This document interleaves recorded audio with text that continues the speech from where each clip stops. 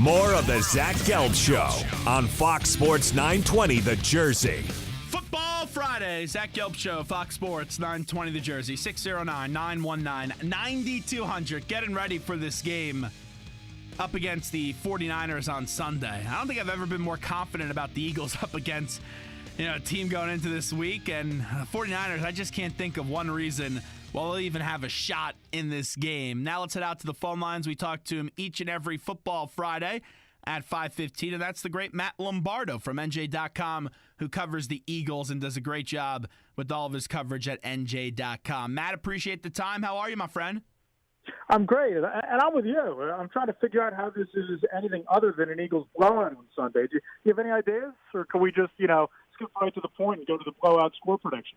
We'll wait on the prediction because we need to fill the segment, Matt. But with that being said, I just don't have – I've been trying to think about it on Tuesday, Wednesday, Thursday, and even the drive-in today.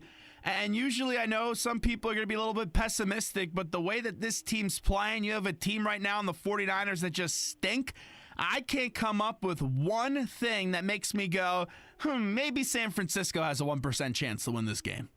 Yeah, I think, Zach, that when you look at this game, there's one matchup that should have you worried, and that's the 49er defensive line against the Eagles offensive line. And not just because it's a whole new look and Halapoulivaiti Vaitai is playing left tackle and Lane Johnson staying at right tackle, which I think is the right move long-term, at least for the rest of this season, by the way.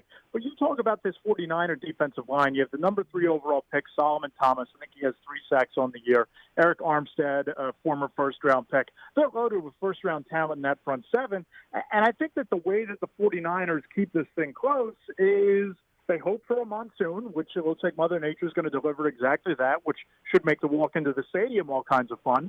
But you got to hope that the 49ers force a couple turnovers and Wentz makes a critical mistake late in the game. But I don't even think it's going to be close. The way that Wentz is playing lately, the balance on offense, and the fact that this defense has been opportunistic over the last 2 games, forcing 4 turnovers and having them converted into 20 points. That's the kind of complementary football that we've talked about before, Zach, that I don't know how you lose that formula against a team like the 49ers. With the offensive line, we all know with what you're saying, Peter's going down. They elect to keep Lane Johnson at right tackle. Big V will be at left tackle. With all you just said about the defensive line of the 49ers, how do you think Big V does look on Sunday? And also give us a little bit more explanation on why they did not elect to switch Lane Johnson to left tackle, in your opinion. Yeah, let's work backwards here, Zach. I think, first of all, the last thing you want to do, particularly against a defensive line that's as aggressive as this 49ers, you don't want to weaken yourself at 2 spots. So Lane Johnson might be the number 1 right tackle in football and playing at that level at this moment. So to move him over to left, an area where he hasn't practiced regularly since OTAs and minicamp, when Jason Peters was kind of given a country club schedule of showing up and practicing every once in a while, but moreover, the emphasis was keeping him fresh and healthy for the regular season. I don't think you wanted to weaken the right side of your line for the sake of getting marginally better at left. And I think that as far as Vaitai goes, they kept him there. I look at this from a different perspective than a lot of people, and I don't know if you'll agree with this or not. I think it's interesting that they haven't filled in the roster spot for Jordan Hicks. Yeah, I don't get that. Well, why is that? Well, my theory is that they haven't moved him to IR because they aren't ready to make a corresponding move with that roster spot. And I look at this Sunday. You bring in Taylor Hart on Wednesday, right? You sign him on short notice with 2 practices to prepare. I believe Taylor Hart was on their emergency list. He knows the system. He was in camp this summer. The coaching staff seems to like him. Big V starting at left tackle. I really think this is an audition for Big V. I really think that if he struggles out there and gives up 2 sacks like he did in the first half against the Panthers, I wouldn't be shocked to see them go to a Will Beatty type or go to another veteran who might be out there, or even pull the trigger on a trade for a Joe Staley if the 49ers' price comes down before the deadline and they don't field any other offers. I just think that they're not committed long-term to Halapoulivaiti Vaitai, and that roster spot for Jordan Hicks might be waiting for a veteran offensive tackle if one can become available before the trade deadline on Tuesday, and Vaitai doesn't live up to expectations on Sunday. Interesting theory. I know a lot of people are going to be talking about Staley just because they play them this upcoming Sunday. I know you talk about the price, and Shanahan's been talking about how he doesn't want to lose him, and maybe that's on the negotiating front. But what would it take to get someone like a Joe Staley? What do you think the Eagles would be willing to give up? Well, I think the rumors out there right now, and I have no reporting or nothing but speculation on this, I think the 49ers will be looking for a second-round pick or a third-round pick, but I think that's a little bit absurd for a 32-year-old tackle.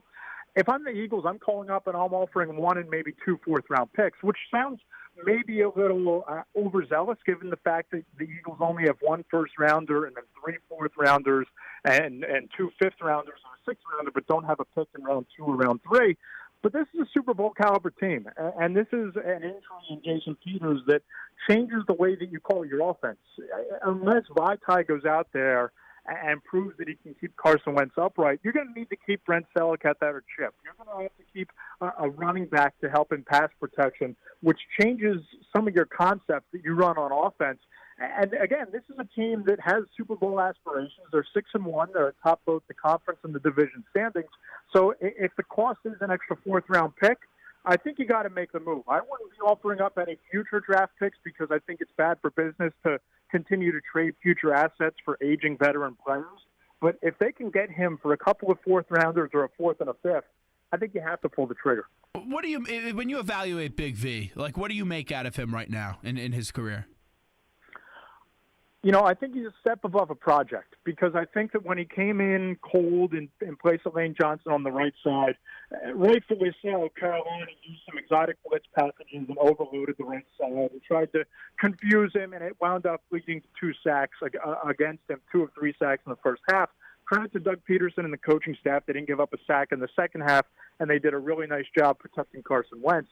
And I thought that when he came in last week in relief of Peters in the 3rd and 4th quarter, I thought he played reasonably well. But playing reasonably well coming off the bench against a relatively banged-up Redskins team that, you know, you're protecting a pretty big lead and defenses can't just pin their ears back, it's a lot different than going up against potentially the number 3 overall pick in the draft and some other linebackers overloading. So we're going to really find out about Vaitai this week, but I think, you know, it's unfair to label him a project player because, Zach, I think that if the season starts today and it's 2018, Vaitai's your starting right tackle and Lane Johnson's your starting left tackle. But I don't think by any means he's a finished product at this point. Will Jason Peters ever play a game again for the Philadelphia Eagles? Yeah, that's a tough injury. You go down, you tear your ACL, your MCL, you're 36 years old on January 22nd. I don't like the odds of him coming back. And I think that the Eagles need to, what's the old expression, prepare for the worst and hope for the best. I think that when you look ahead to your offseason prep, you're going to need to re-sign the players you figured on trying to re-sign anyway, your Alshon Jeffries, your Tim Jernigans, and guys like that. But I think that when you start looking at your hierarchy of need when you're building your draft board, I, for one, thought that at least for another year, offensive tackle could be a quote-unquote luxury position. The middle linebacker could be a quote-unquote luxury position. And you needed to go and find a quality running back early. You needed to continue to add young wide receivers for Carson Wentz. That changes with these 2 injuries. I think now you have to put offensive tackle at the top of your board, linebacker somewhere near the top. And I think that if you're the Eagles, if Peters comes back, that has to be icing on the cake for a plan and being prepared to play without him. Matt Lombardo with us right now from NJ.com. Linebacking unit. No Jordan Hicks. Bradham is going to be the communication. They're going to have the communication device in his helmet. How about the linebackers this upcoming weekend? What do you look out of them? Yeah, I think you're going to see a lot more nickel. I think you're going to see Malcolm Jenkins creeping up near the line of scrimmage in kind of a hybrid defensive back linebacker role. I do think it's kind of interesting, and I understand why you leave the communication headset with Nigel Bradham. He's the veteran of the group. He's the guy that, whether he's lining up in the middle or lining up on the outside, he's exponentially more familiar with this system than Joe Walker or Najee Jones. I think it's going to be a bit of a challenge to call out, and I wrote about this yesterday on the site. I think it's going to be difficult to call out the signals from a strong side linebacker spot versus standing right over the middle and being able to align everything compared to what the quarterback is doing right across the line of scrimmage. So it's going to be interesting. I think you'll see a little bit more of Michael Kendricks this week, but I wouldn't expect him to take on a significantly bigger role. It sure doesn't sound as if they're preparing him to play many more snaps than he typically does, but I think you're going to see Najee Good start. Nigel Bradham's going to be your outside guy, and they really like Joe Walker, so I'd expect Joe Walker to get in there on some snaps as well. Matt, when you look at the quarterback at Carson Wentz, we all know what he does on the field, and we got to see the stories that he does off the field with the great ESPN piece that they did have, which just made you want to cry with the story with the Dutch Destroyer. But this quarterback right now, with what he's doing on the field, has just been remarkable.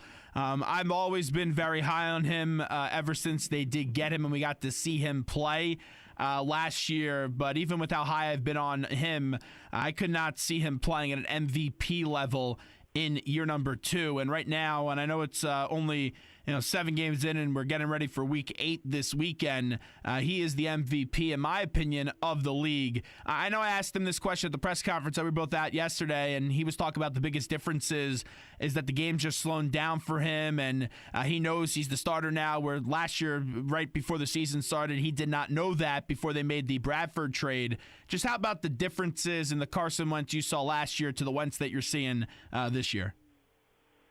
Zach, the difference is jarring. That's the word that I keep coming back to because, like you, I was high on Carson Wentz, but I needed to see it going into this year. I didn't see a quarterback who I thought could be playing at this level right away. Let's think back to last year against Cincinnati. There were probably 2 or 3 throws in that game where you either questioned his decision-making. There were throws in that game that he sailed over the head of wide receivers over the middle. That was a real tendency of his. And I know that the caliber of receiver wasn't there, and defenses are game planning the Eagles differently because of Alshon Jeffrey being on the outside, and they're shading safeties to that side of the field, which opens things up for Ertz. And Nelson Aguilar has really blossomed in that slot receiver role, which is a favorite target of Wentz dating back to Jordan Matthews' time here. But Zach, I don't know that I can think of maybe Peyton Manning, a quarterback who made such a stunning improvement as quickly as Carson Wentz has from year 1 to year 2. And while we can think back to last year, each game, there are probably 2 decisions or 2 throws that stand out that make you think, I don't know what he was doing there. That's a rookie mistake. I don't know there have been 2 or 3 decisions and 2 or 3 throws all year that make you scratch your head this season with Carson Wentz. So I give him a lot of credit for his work ethic. It's second to none. You talk to players in that locker room every day. They say it's unbelievable how he gets to the building at 4:30, 5 a.m. He's the last one to leave every day. Credit to the coaching staff, Doug Peterson, Frank Reich, quarterback coach John DeFilippo, for refining his mechanics, building his confidence. And they have him playing, as you said, at an MVP caliber level. And I don't see any reason why that would stop. I don't think that there's anything schematically that an opposing defensive coordinator could do outside of figuring out how to bum rush Big V and you sack Carson Wentz 6 times a game. I don't think there's anything you can do to kind of impede or stunt his progress at this point because he just gets better and better and more confident every week. And he's so tough to bring down, too. Like, that's another thing. I know we all look at that 3rd and 8 play, but this has been a thing all year long. He makes a play like that, maybe not to that level, but at least once or twice a game where he just extends the play. Yeah, I'll go one step further, Zach. I think that series of events is a microcosm of Carson Wentz's career and the type of quarterback that he is, not just the 3rd and 7 scramble. I spoke to 2 Redskins defenders in the locker room after the game, and they said it was backbreaking. DJ Swearinger, the safety, said that was a devastating play. They thought they had him bottled up in 3rd down for a sack. They thought the drive was over, and it broke the backs of the defense. But then you press forward to the end of that drive, and Carson Wentz has the offense down inside, I believe, the 5-yard line, and he audibles into the throw that wound up being the touchdown to Nelson Aguilar. And how many times have we heard about Sam Bradford not having control at the line of scrimmage when he was a quarterback here? Donovan McNabb never had control to audible at the line of scrimmage when Andy Reid was the head coach. We're talking about a quarterback in his 24th start, staring down the barrel in a division game, goal line situation, audibled into the throw that led to a touchdown. That impressed me tremendously. And I think that the combination of his escapability and big playability on 3rd down and his pre-snap brilliance is really what sets him above so many other quarterbacks in this league. I'll ask you the same question that I asked you about the quarterback, but now I'll do it for the coach. What's the biggest difference you're seeing with Doug from last year to this year? I think part of it is confidence in the role, and I think part of it is experience. I mean, we can talk all we want about last year, some of the boneheaded mistakes, particularly the 1-yard challenge against the Green Bay Packers on Monday Night Football. But Doug just seems much more confident in his own skin. He seems like he has a feel for the locker room, and I think that maybe this is more intangible than actually tangible on a Sunday. But you walk through that NovaCare complex, and there's inspirational quotes up on the wall. There's talk about familial attitude. There's talk about how to succeed and excellence being a habit. And I know that all sounds cliche, but I think that the culture that's being built by Doug Peterson and the combination of what he's building off the field and his malleability as a play caller, he's not stubborn like Chip Kelly. He's not set in his ways like Andy Reid. He's malleable. He adjusts on the fly. He tailors his game plan for opponents versus just running his scheme regardless of what other defenses are doing against them. You put that all into a big pot and you stir it up. And these are the ingredients of a rather successful head coach. Now, let's see if he can keep that up. Let's see what happens if his defensive coordinator gets hired this offseason as a head coach somewhere, how that continues with his staff next year. But I think that all of those things, the culture building, the approach to game planning, his scheme, his malleability, and the fact that he has a quarterback, I think those are the biggest differences from year 1 to year 2 with Doug Peterson. LeGarrette Blount, as we're talking to Matt Lombardo of NJ.com in his weekly spot, most carries he has gotten a game has been 16. I think he's going to get a career, a Philadelphia Eagles career high this week. I think he's going to get more than 16 carries. How about yourself? If the weather is as predicted, I wouldn't be surprised. I also wouldn't be shocked to see them continue to feature Corey Clement. I think that what we saw the other night and that play that I know you talked to Carson Wentz about the other day during the press conference, that play where he just kind of escaped the sack, looked up in the corner, and Corey Clement was the third option on that play, and Wentz throws it up for grabs. Clement catches it for a touchdown. I think that play sent shockwaves through the locker room and through the coaching staff and what Clement is capable of. So it wouldn't surprise me to see Blount and Clement kind of become that two-headed thunder and lightning type of attack in this backfield. And sprinkle Wendell Smallwood in there as well, but I think he still might be feeling some of the effects of that knee injury. You got to give a lot of credit to Howie because Howie also brought in Patrick Robinson, and I know that they swung a miss on Pumphrey for right now, but Clement was a good pickup. Howie Roseman, someone that I was very skeptical when they decided to give him back the power once Chip did leave. I thought they should have had a fresh start. Howie's another person that deserves a lot of praise, too. You can build a case for Executive of the Year. And not just because he went up and he got Carson Wentz, but you think about the fact that you made the trade for Ronald Darby, which was a win-now move if I've ever seen one, particularly because you gave up a third-round pick to get him. But you lose Ronald Darby week 1, you thrust into action your third-round pick, Rasul Douglas, who I don't think the coaching staff of the organization had any real designs on having play this year anyway. They preferred to redshirt him and start him next year. He's going to be tough to sit down when they start to get healthy. But this secondary has done really well. Tim Jernigan, you bring in here on a trade from the Baltimore Ravens. He looks indispensable from this defensive line, particularly alongside Fletcher Cox. You talk about finding an undrafted rookie free agent in Corey Clement, who's been a contributor. Mac Hollins, a fifth-round pick on that 64-yard catch. I know you talked about the chance of LeGarrette Blount having a career day on Sunday. I'm going to give you my Football Friday hot take prediction myself, Zach Gelb. I think Mac Hollins will see twice as many snaps and twice as many targets as Torrey Smith this week. I like it from the Mac attack. And I think we're about to see Mac Hollins supplant Torrey Smith as the outside receiver opposite of Alshon Jeffrey. Eagles have been bringing him along quicker and quicker each week. You look at the snap counts, he's playing more and more. And that 64-yard touchdown from Wentz to Hollins, I think that's a harbinger of things to come.